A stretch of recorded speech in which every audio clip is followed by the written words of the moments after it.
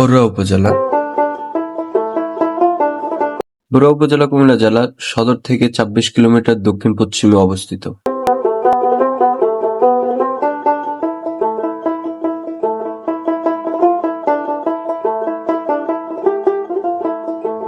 বরুড়া উপজেলা বর্তমানে একটি পৌরসভা ও ১৫টি ইউনিয়ন রয়েছে। সম্পূর্ণ উপজেলা প্রশাসনিক ক্রম বরুড়া থানা আওতাধীন।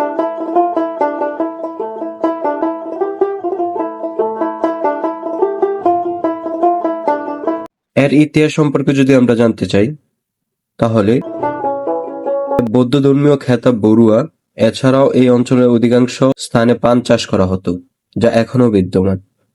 যারা পান চাষ করে তাদেরকে বারোই বলে এবং চাষকৃত জমিকে বড় আঞ্চলিক ভাষায় বলা হয়। ফলে ধর্মীয় প্রভাব এবং সংস্কৃতির ঐতিহ্য ও দুটি বিষয়কে সমন্বয় করে বরুড়া উপজেলার নামকরণ করা হয়েছে। বরুড়া ১৯৪৮ সালে ২৪ মাস থানা হিসাবে প্রতিষ্ঠিত হয় এবং ১৯৮৩ সালে ২৪ মাস এটি উপজেলায় উন্নীত হয়।